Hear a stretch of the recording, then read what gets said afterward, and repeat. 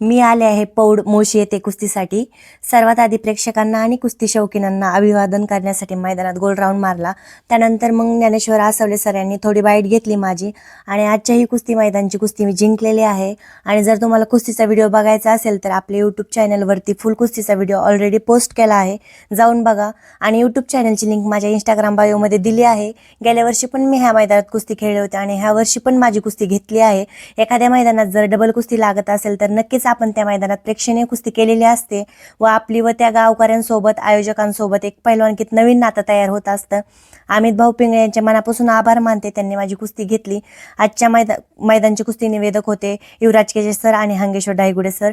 कुस्ती झाल्यानंतर युवराज केचे सरांची भेट झाली, तो क्षण आपण टिपलेला आहे।